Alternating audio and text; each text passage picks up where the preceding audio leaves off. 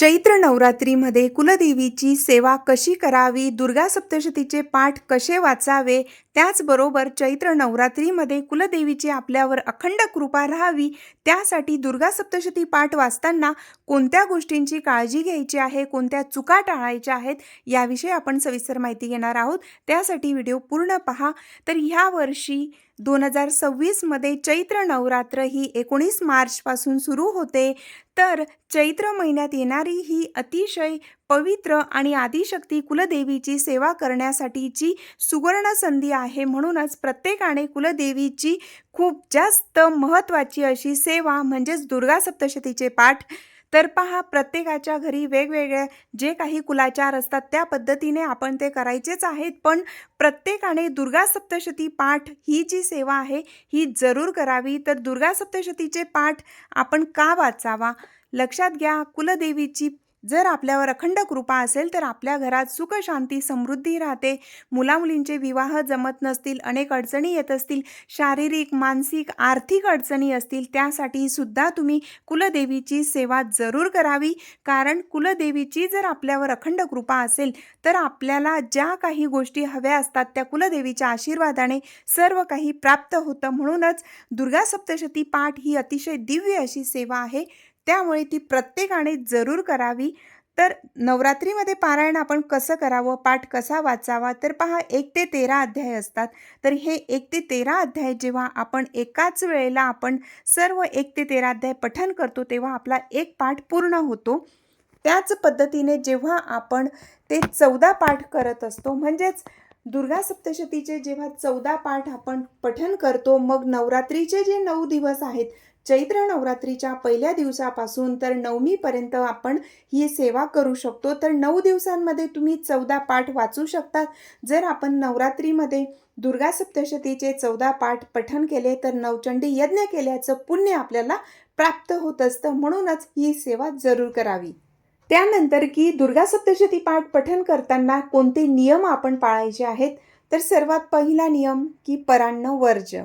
परान्न म्हणजे दुसऱ्याच्या घरचं कुठलाही पदार्थ चुकूनही खायचा नाही. त्यानंतर की ब्रह्मचर्य पालन करणं. त्यानंतर महत्त्वाचा नियम की मांसाहार करत असतील तुम्ही स्वतः तर तुम्ही सुद्धा करायचा नाही, आणि घरातले व्यक्ती कोणी करत असतील तर घरात सुद्धा ते बनवायला नको. हा खूप महत्त्वाचा असा नियम आहे. त्यानंतर की हे पारायण कोणी करावे? तर अगदी लहानांपासून मोठ्यांपर्यंत प्रत्येकजण हे पारायण करू शकतं.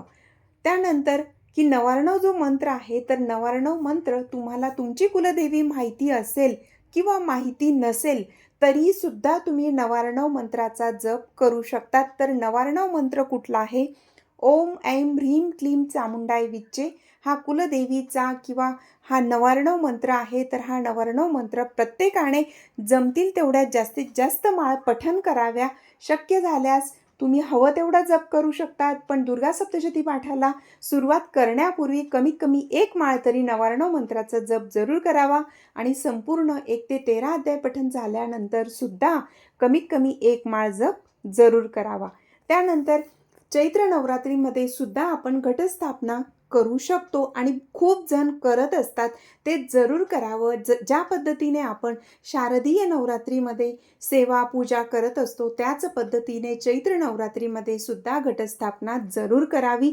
कुलदेवीची अतिशय दिव्य आणि प्रचंड चमत्कारिक अशी ही सेवा आहे. म्हणून जर वर्षभर कोणतीही सेवा होत नसेल तर ही सेवा जरूर करावी. घटस्थापना करत असतील तरी सुद्धा आणि घटस्थापना करत नसतील तरी सुद्धा तुम्ही दुर्गा सप्तशती पाठ वाचू शकतात. अगदी नित्य नियमाने आपली जी काही देवपूजा असते ती करायची आणि देवीच्या जवळ आपण अखंड दिवा तेवत ठेवला तर अतिउत्तम, किंवा ज्या वेळेला तुम्ही दुर्गा सप्तशती पाठ पठण करतील तेव्हा तुम्ही दीप प्रज्वलित करायचा आहे, देवीला नैवेद्य अर्पण करायचा आहे आणि तुम्ही दुर्गा सप्तशती पाठ पठण करू शकतात जर घटस्थापना करत नसतील तरी सुद्धा. त्यानंतर की उपवास करावा का? तर चैत्र नवरात्रीमध्ये सुद्धा आपण 9 दिवस देवीचे उपवास जरूर करावे. शक्य असेल उपवास करा आणि काही कारणास्तव शक्य होतच नसेल तर अशा वेळेला उपवास न करता तुम्ही सर्व सेवा आणि जी काही देवीचे पाठ असतात ते पठण करू शकतात. दुर्गा सप्तशती पाठ पठण करण्यापूर्वी संकल्प करायला विसरायचं नाही. तर संकल्प कसा करावा? आपल्या हातात पाणी घ्यायचं, अक्षता घ्यायच्या, पुष्प घ्यायचं आणि स्वतःचं नाव बोलायचं, गोत्र बोलायचं. गोत्र माहीत असेल तर ते बोलायचं, नसेल माहिती तर फक्त कश्यप बोलायचं. आणि हे जे तुम्ही पठण करतायत देवीचे पाठ वाचण्यासाठी तुम्ही कुठलं तुमच्या मनातली जी काही इच्छा असेल ती इच्छा बोलायची आणि किती पाठ वाचणार आहात ते सुद्धा बोलायला हवं. लक्षात घ्या, दुर्गा सप्तशती पाठ हे फक्त 14च पाठ करायला हवेत असं सुद्धा नाही आहे. तुम्ही 14 पाठांपेक्षा जास्त पाठाची सेवा सुद्धा करू शकतात. अगदी 28 म्हणजे आपल्याला जमतील तेवढे तुम्ही 21ही करू शकतात, 27 पाठसुद्धा करू शकतात किंवा 54 पाठसुद्धा करतात. बरेच जण 54 पाठ 108 पाठाची सेवासुद्धा करतात, पण ती अगदी 9 दिवसात शक्य होत नाही. म्हणून ते चैत्र नवरात्रीपासून सुरुवात करतात तर पौर्णिमेपर्यंत करतात. म्हणजे चैत्र पौर्णिमेपर्यंत सुद्धा आपण हे पाठ वाचू शकतो. जेव्हा आपले जास्त पाठांचा संकल्प असतो तेव्हा अशा पद्धतीने केलं तरीही चालू शकतं. लक्षात घ्या, 14 पाठांपेक्षाही तुम्ही जास्त पाठ वाचू शकतात. त्यानंतर की संकल्प करताना आपण नाव बोलायचं, गोत्र बोलायचं आणि ही सेवा तुम्ही कशासाठी करतायत, जी काही तुमच्या अडीअडचणी असतील, संकटं असतील, कुठली इच्छा असेल ती बोलायची आणि किती पाठ करतायत हे सांगायचं. आणि ही सेवा कुलदेवीला प्रार्थना करायची की ही सेवा आमच्याकडून पूर्ण करून घ्यावी. त्यानंतर आपल्या हातातील पाणी ताम्हणात सोडायचं, नंतर कोणत्याही झाडाला टाकू शकतात. अशा पद्धतीने संकल्प करायचा. त्यानंतर की हे आपण केव्हा पठण करायला हवं, तर दुर्गा सप्तशती पाठ हा तुम्ही शक्य झाल्यास ब्रह्ममुहूर्तामध्ये केलं तर अतिउत्तम. नसेल शक्य तर तुम्ही दिवसभरात केव्हाही हा पाठ वाचू शकतात. फक्त दुपारी 12 ते 12:30ची जी काही वेळ असते त्या वेळेत आपण सेवा करायची नाही. तर का करायला नको? कारण आपण त्यावेळेला भगवंताचा तो भिक्षेचा टाईम असतो किंवा त्यावेळेला आपण नैवेद्य अर्पण करत असतो. म्हणून तेवढी वेळ, जो काही वेळ आहे तेवढा वेळ आपण न वाचता इतर वेळेला आपण सेवा करावी. त्यानंतर महत्त्वाचे की देवीची पूजा आपण ही कशा पद्धतीने करायला हवी. जर तुम्ही घटाची स्थापना करत असतील तर शारदीय नवरात्रीमध्ये ज्या पद्धतीने घट बसवतो त्याच पद्धतीने घटाची स्थापना करायची.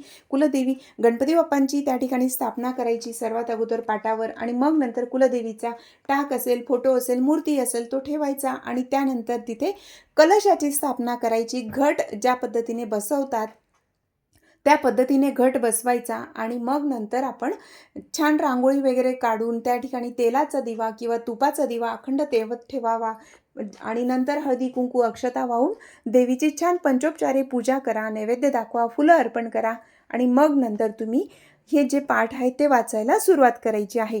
तर पाठ जेव्हा तुम्ही दुर्गा सप्तशतीचे पाठ वाचतील तर चैत्र नवरात्रीमध्ये घटस्थापना करत नसतील तर मग पाटाची मांडणी करूनच वाचायला हवं का? तर नाही, असं सुद्धा नाही आहे. जर तुम्ही घटस्थापना करत नसतील तर रोजची देवपूजा झाल्यानंतर सुद्धा तुम्ही दुर्गा सप्तशतीचे पाठ वाचू शकतात. दुर्गा सप्तशतीचा पाठ वाचताना हा कधीही मनातल्या मनात वाचू नये. अगदी आपल्याला ऐकायला येईल कमीत कमी एवढ्या आवाजात तरी ते पठण करावं. कारण आपल्या घरात जेव्हा ते मंत्र उच्चार किंवा ते श्लोक ज्या वेळेला मोठ्याने आपण बोलतो तर त्यामुळे आपल्या घरातील वास्तुदोष असेल, नकारात्मक शक्ती असेल ती सुद्धा निघून जाण्यास मदत होते. म्हणून कोणतीही सेवा उपासना करताना मनातल्या मनात ते पठण करायचं नाही. फक्त जर तुमचा गुरुमंत्र असेल तो त्यावेळेला जप करताना तो आपण मनातल्या मनात करावा, पण इतर वेळेला शक्यतोवर स्तोत्र वगैरे पठण करताना ते मोठ्यानेच उच्चार करायचा आहे. त्यामुळे आपल्या घरात सकारात्मक वातावरण निर्माण होण्यास मदत होते. एक आध्यात्मिक जो काही ऑरा होता तो निर्माण होतो. म्हणून आपण अशा पद्धतीने जरूर करावं. तर पारायण केव्हा करायचं, तर नवरात्रीत चैत्र नवरात्र, शारदीय नवरात्र, त्यानंतर अष्टमी, नवमी, चतुर्दशी, पौर्णिमा ह्या दिवशी सुद्धा तुम्ही करू शकतात. लक्षात घ्या, जर चैत्र नवरात्रीच्या पहिल्याच दिवशी तुम्ही पारायण म्हणजे देवीचे पाठ वाचणं तुम्हाला शक्य होत नसेल, महिला असतील, मासिक धर्म असेल, सुतक असेल, विटाळ असेल, जे काही कारण असतील किंवा तुम्ही कुठे लग्नाला गेले असतील किंवा बाहेरगावी असतील, तर अशा वेळेला पहिल्या दिवशी चैत्र नवरात्रीच्या पहिल्या दिवशी जर ही सेवा सुरू करणं शक्य नसेल तर मग तुम्हाला जमेल तेव्हा नवरात्रीमध्ये तुम्ही कोणत्याही दिवशी दुर्गा सप्तशतीचा पाठ वाचू शकतात. तर ते किती पाठ वाचावे, तुम्ही पूर्ण नवरात्रीमध्ये एक पाठ वाचला तरीही चालू शकतं. एक पाठ वाचत असताना पहिल्या दिवशी त्यातले काही अध्याय, दुसऱ्या दिवशी काही अध्याय, अशा पद्धतीने 13 अध्याय तुम्ही 7 दिवसात किंवा 9 दिवसात पूर्ण केले तरीही चालतं. किंवा प्रत्येक दिवशी एक पारायण वाचणार असतील तर 1 ते 13 अध्याय संपूर्ण पठण करावे. एका बैठकीत करा किंवा तुम्ही 2 वेळा म्हणजे अगदी अर्धे सकाळी केले, अर्धे दुपारी केले तरीही चालू शकतं. त्यानंतर की जेव्हा आपण हे पाठ पठण करत असतो, तर जेव्हा बघा बऱ्याच वेळेला आपण जेव्हा 14 पाठ करणार असतो, तर नवरात्रीमध्ये 9 दिवसात 14 पाठ करायचे असतात. तर काही वेळेला आपल्याला एका दिवशी 3 पाठ वाचावे लागतात, तर काही वेळेला आपण 2 पाठ वाचत असतो. मग अशा वेळेला बरेच जण देवी कवच असेल, अर्गला स्तोत्र असेल, तर हे सुरुवातीला पठण करतात आणि त्यानंतर सलग ते जे राहिले अध्याय असतात ते पठण करतात. नंतर दुसरा पाठ लगेचच सुरू करतात. पण हा शॉर्टकट मारण्याऐवजी प्रत्येक वेळेला देवी कवच, अर्गला स्तोत्र, कीलक स्तोत्र हे संपूर्ण प्रत्येक पाठ सुरू करण्यापूर्वी म्हणजेच दुर्गा सप्तशतीमधला पहिला अध्याय पठण करण्यापूर्वी देवी कवच, अर्गला स्तोत्र, कीलक स्तोत्र हे सर्व प्रत्येक वेळेला पठण करायचं. मग नंतर अध्याय वाचायला सुरुवात करायची. कारण बरेच जण एकदा सुरू केलं की त्यानंतर दुसरा पाठ अगदी म्हणजे लगेचच ते सुरू करतात आणि देवी कवच वगैरे हे न वाचता पहिल्या अध्यायापासून सुरू करतात. म्हणून हे सांगितलं, कारण देवी कवच सुद्धा तेवढंच महत्त्वाचं असतं. त्यानंतर की देवीला नैवेद्य कोणता अर्पण करावा. जेव्हा तुम्ही पाठ वाचायला सुरुवात करतील, ब्रह्ममुहूर्तात असतील तर अशा वेळेला तुम्ही दूध साखरेचा किंवा कुठलं फळ असेल तुमच्याकडे किंवा मिठाई असेल त्याचाही नैवेद्य दाखवू शकतात. अगदी खडी साखरेचा नैवेद्य अर्पण केला तरीही चालतं. आणि त्यानंतर मग दुपारी आणि संध्याकाळी जे काही तुम्ही जेवण बनवलेलं असेल ते देवीला अर्पण करायचं आहे. शक्यतोवर कांदा लसूण नसलेला आपण नैवेद्य बनवायचा आहे. उपवास करत असतील तर तुम्ही एक वेळा जेवण करत असतील तर अशा वेळेला सुद्धा देवीला नैवेद्य जरूर अर्पण करावा. सुतक वगैरे असेल तर त्यावेळेला तुम्ही जर मध्येच काही अडचणी आल्या तर अशा वेळेला तुम्ही तेवढे दिवस ते पठण करू नका. त्यानंतर ती राहिलेली सेवा तुम्ही पूर्ण करा किंवा दुसरं कोणी पठण करणार असेल, शेजारी असतील, कोणी ओळखीचे असतील तर त्यांच्याकडून ती सेवा पूर्ण करून घेऊ शकतात. त्यानंतर की दुर्गा सप्तशती जो ग्रंथ आहे तर तो हातात धरून चुकूनही वाचायचा नाही. तो ग्रंथ आपण पाटावरच ठेवायचा आहे. त्यानंतर की नित्यसेवेमध्ये जे रोजचे आपले 2 अध्याय आपण पठण करत असतील, म्हणजे दुर्गा सप्तशतीचं नित्यसेवेमध्ये 2 अध्याय दररोज पठण करतात, तर तशा पद्धतीने करत असतील तर ते 2 अध्याय अगोदर पठण करायचे आणि मग ही सेवा सुद्धा करायची आहे. तर दुर्गा सप्तशती पारायण आपण घरी किंवा मंदिरात सुद्धा करू शकतात. बऱ्याच ठिकाणी तुम्ही पाहिलं असेल, चैत्र महिना असेल तेव्हा नवरात्रीमध्ये किंवा चैत्र नवरात्रीमध्ये दुर्गा सप्तशतीचे मंदिरांमध्ये सुद्धा पाठ केले जातात. त्या ठिकाणी सुद्धा तुम्ही करू शकतात. कारण सामूहिक सेवेचं अनन्यसाधारण असं महत्त्व आहे. तर जेव्हा तुम्ही दुर्गा सप्तशती पाठ पठण करतील तर ते तुम्ही सुरुवातीला म्हणजे दुर्गा सप्तशती पाठ वाचण्यापूर्वी तुम्ही पल्लव लावून सुद्धा वाचू शकतात. आता पल्लव लावणे म्हणजे काय की किंवा संपुटित पाठ म्हणजे काय, तर बघा पाठ सुरू करण्यापूर्वी आपण कुठलाही मंत्र बोलायचा, मग पाठाला सुरुवात करायची. याला पल्लव लावून म्हणतात. आणि संपुटित पाठ म्हणजे पाठ सुरू करण्यापूर्वी आणि पाठ पूर्ण झाल्यानंतर जो काही मंत्र किंवा स्तोत्र आपण बोलतो त्याला संपुटित पाठ असं म्हटलं जातं. तर मग आता दुर्गा सप्तशती पाठ वाचण्यापूर्वी आपण कोणता मंत्र बोलू शकतो, तर तुम्ही नवार्णव मंत्र बोलू शकतात किंवा देही सौभाग्य आरोग्यम देही मे परमसुखम हा जो मंत्र आहे हा सुद्धा बोलू शकतात. सर्व मंगल मांगल्ये हा मंत्र बोलू शकतात किंवा तुम्हाला देवीचा जो मंत्र आवडत असेल तो मंत्र तुम्ही बोलू शकतात. आणि नंतर सुद्धा आपण पाठ पूर्ण झाल्यावर सुद्धा मंत्र उच्चार करायचा आहे. तर हा संपुटित पाठ याला म्हटलं जातं. किंवा दुर्गा सप्तशती पाठाच्या अगोदर आणि नंतर कुठलंही स्तोत्र सुद्धा तुम्ही बोलू शकतात. मग ते देवीचं स्तोत्र बोललात, दुर्गा स्तोत्र बोललात तरी चालतं. जे कुठलं तुम्हाला स्तोत्र देवीचं आवडत असेल ते सुद्धा तुम्ही बोलून दुर्गा सप्तशतीचा संपुटित पाठ सुद्धा करू शकतात.